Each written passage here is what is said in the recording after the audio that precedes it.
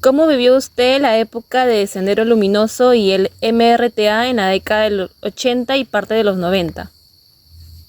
Bien, durante esas épocas sabemos que en muchas partes fue muy difícil para la población, pero yo en esa época vivía en la provincia de Chota, en el distrito de Conchán, en una comunidad llamada Chames. Y yo estaba en la primaria todavía en esa época y estudiaba en una comunidad llamada San Pedro, a 1 hora de camino de donde yo vivía.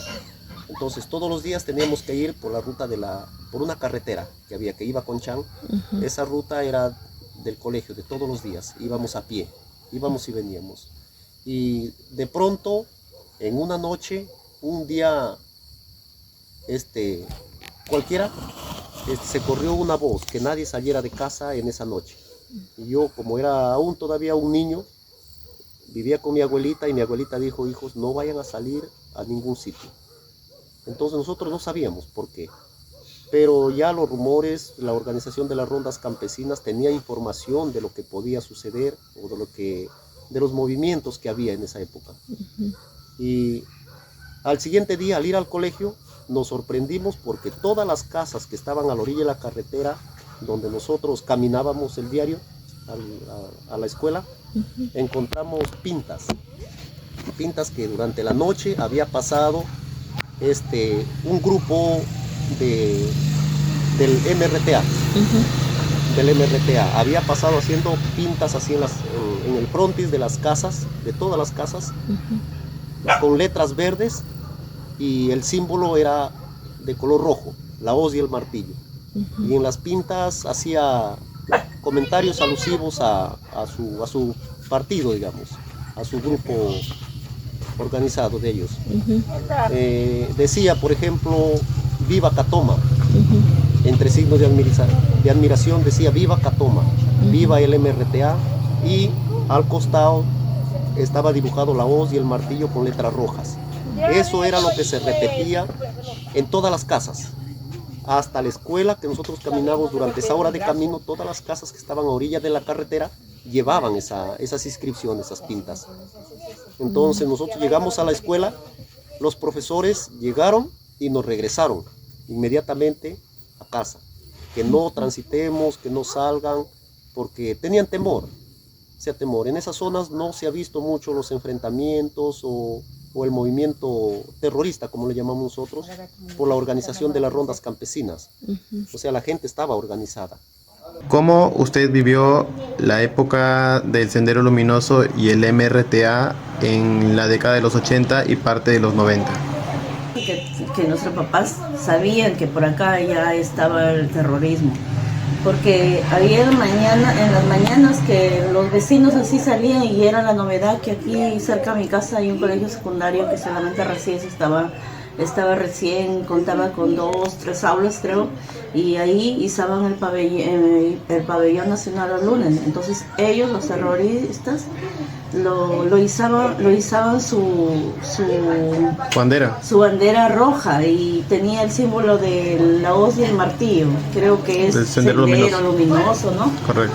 Ajá. Y ya pues todos acá eran atemorizados que había terroristas por acá, por donde yo vivo, que es Urrunada, ¿no? Y de ahí conforme pasaron los días así, averiguaron, y sí, pues en la 3 cuadras de mi casa había ahí eran sus reuniones, porque la policía vino y no sé, pero creo que ellos algo tenían información, porque cuando la policía vino no encontraron a nadie, pero sí era la casa vacía y había así, como dicen, pintas, afiches. No, cuando encuentras cosas, ¿cómo le llama?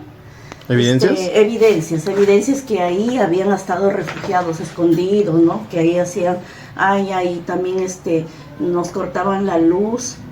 Hasta tal hora había luz, creo que hasta las 7:30, no recuerdo, porque de ahí de la nada apagaban la luz y teníamos que alumbrarnos con velas, ¿no? Vengo a hacer una entrevista acá al señor Luciano Quispe Mestanza, que es mi padre, sobre sobre el tiempo de Sendero Luminoso y el RMTA, que fue el terrorismo más fuerte, ¿no?, que ha pasado en esos tiempos, y ver cómo vivió ese tiempo de los 90, de los 80 y parte de los 90. Cuéntenos su experiencia. Buenas noches con todos los estudiantes de la UTP. Mi experiencia fue en la parte del 90 con la organización de MRTA y Sendero Luminoso. En esos tiempos yo prestaba servicio al ejército. Era sargento del ejército. En esos tiempos fui destacado a Lima, a Activitarte, donde había bastante terrorismo, donde había cochebombas y había mucho terrorismo que en esa época yo lo pasé.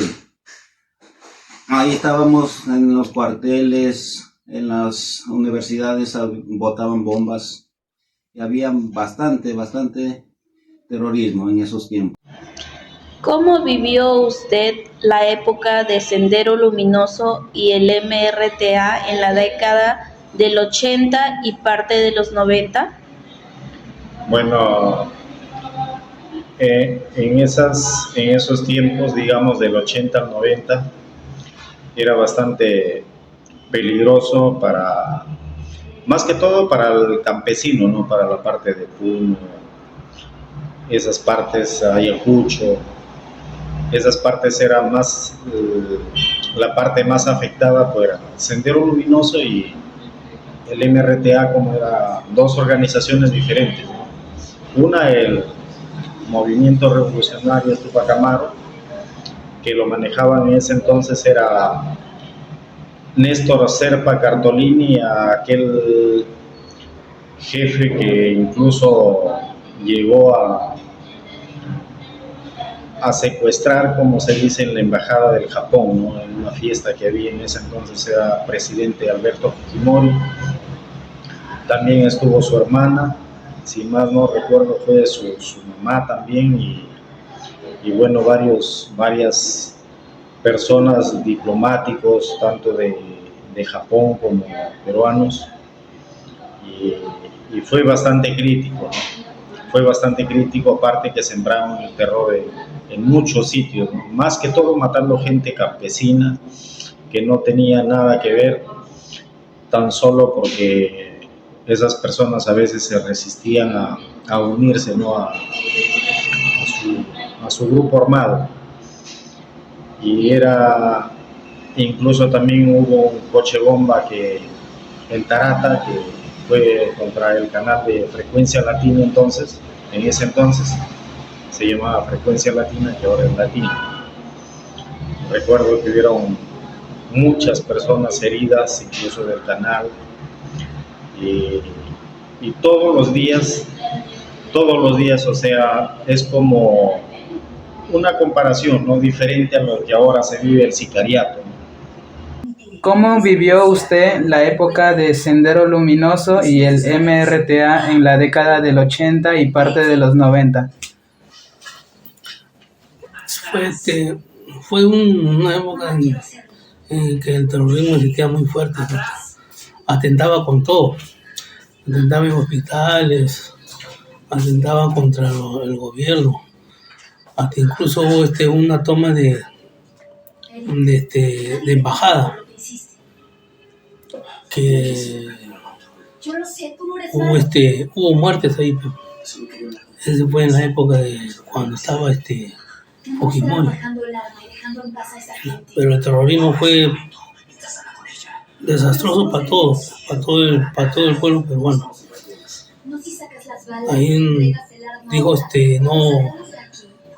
no existía que no se veía, el terrorismo no creía en nadie, con todo, ahora habían criaturas, todo, cochebombas, se encontraban en los edificios.